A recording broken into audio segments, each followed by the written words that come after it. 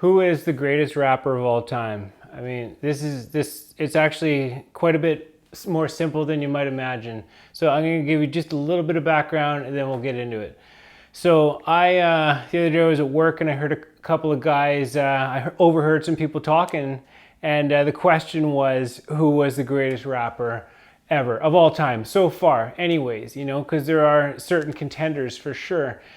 And there's, it's a controversy, but to me, I spent a little bit of time thinking about it, and there is a clear winner. It's very simple. And the answer is, drum roll, Tupac Shakur.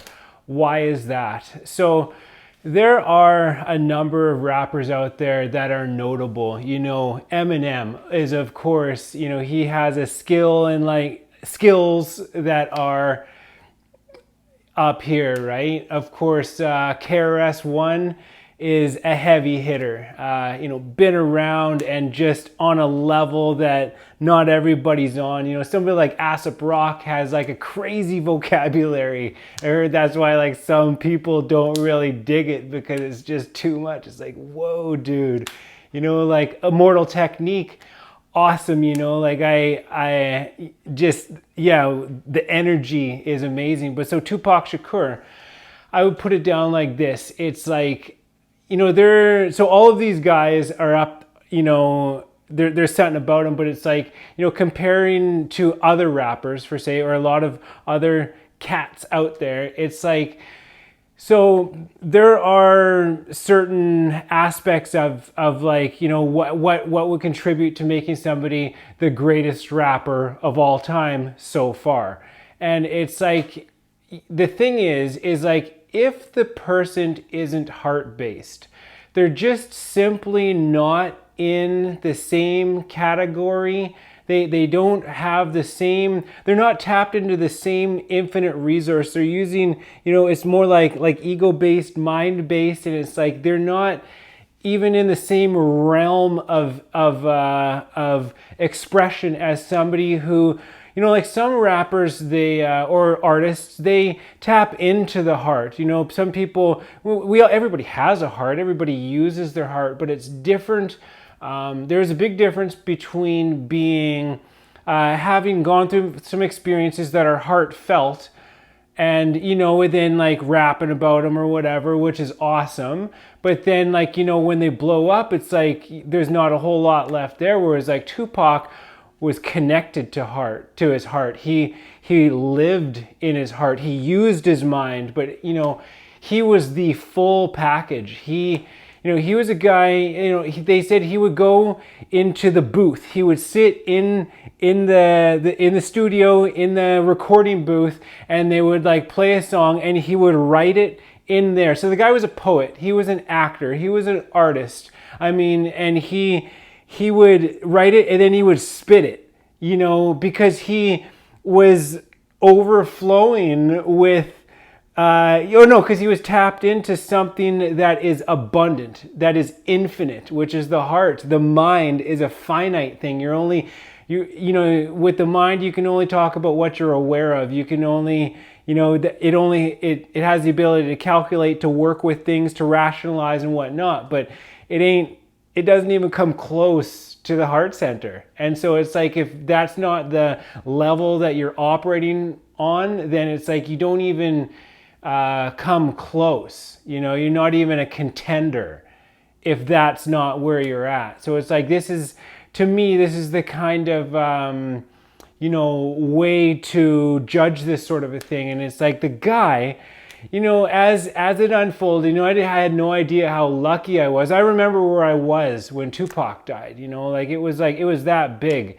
And it's like, I listened to all of his albums, from basically like Me Against the World, and then All Eyes on Me, and Machiavelli, the Don Illuminati, and Are You Still Down? I mean, like, those albums are just solid because this was a man, he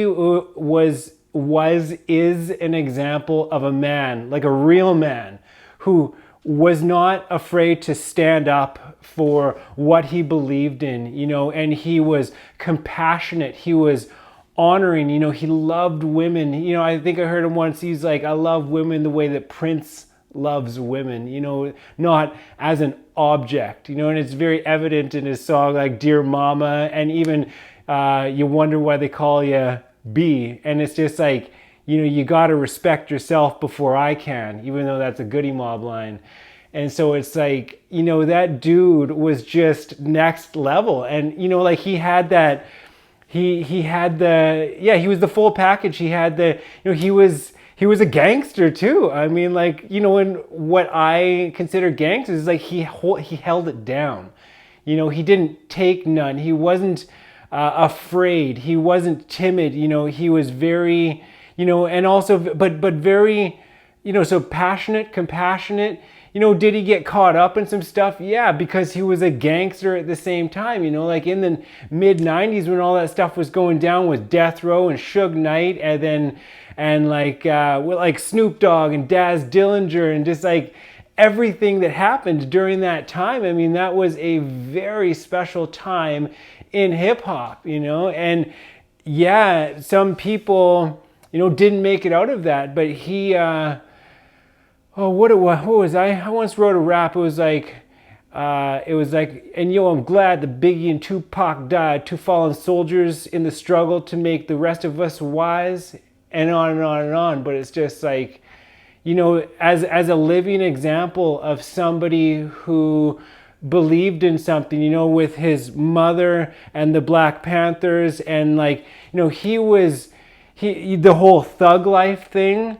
So as an acronym, the hate you give little infants F's everybody, you know, like that's deep, you know. He was, and he was like involved in, it's like gangsters, okay, you know, things happen, things go down in the hood, you know, people sell drugs and all that kind of stuff, but it's like you still have to live by a moral code. And he was putting together this thing, it was like a 10 commandments. It's like, you do not do drive-bys on houses with children.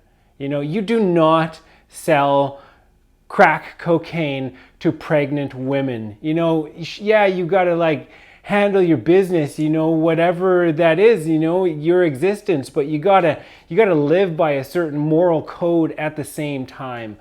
And so, you know, this man, he was just the whole package, you know, like the energy behind some of these songs, the flow, you know, the tightness, the rhymes, the rhythm, all of it. There is nobody that touches that. Nobody. So, and I mean, he had style, he had charisma. He was just the man. I mean, he was dope, just straight dope. So, I don't know. Yeah, I guess that's what I would say. Tupac Shakur. You know, even his name, it's like it was Tupac Amaru. It's like the name of like an Incan warrior or something like that. I mean, so like just he's a legend. Like what happened and what he was a part of, you know, and he went down, you know, like a gangster too. And I certainly don't glorify violence or any of that kind of stuff, or you know, but he certainly represented, and he certainly you know, because he got gunned down in a car with Suge Knight in the mid 90s, you know, following this whole thing. And it was like, it's interesting, you know, you can look up who killed Tupac and like the whole story about that kind of thing, because it had to do with the guy that got their chain ripped off, and then they went and beat that guy up, and then it was like that was payback. And so yeah, you know, what a saga, what an epic, what a legend, what a thing, you know, to, you know, just his life. And then, you know, there was that movie which was questionable. I mean, I still enjoyed it because I love Tupac and stuff about him, but there were certainly some things about that were not on point, as many people know. But yeah, so that's what I would say, just straight up, because like, who else like that?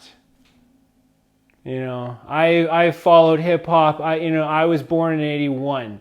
I've been listening to this stuff for the majority of my life, and I'm really into it. You know, I do my best to stay in touch with it. You know, in all over the world, in Mexico, you know, Spanish rap, and I listen to, you know, French too, and I mean, yeah, there's just nobody else that comes close to Tupac Amaru Shakur. So, and you know, the dude was spiritual too. You know, only God can judge me. He was tapped in. He was a beautiful expression of consciousness. He was one element of all that is just ballin', straight ballin'. You know, I mean, that is not to be underlooked or misunderstood. The man is an absolute legend, and everybody knows that. And what's goofy is that, you know, part of what sparks this is like there's some people who have said some things about him recently on the internet, like he would get, if he was like in the rap game today, he would get eaten up, or like, you know, just stuff, just nonsense. I don't know if it's clickbait. I don't know if people are just running their mouths or whatever, but we don't listen to those people, you know? Like Tupac said, you wonder why they call you. So yeah, anyways. Tupac.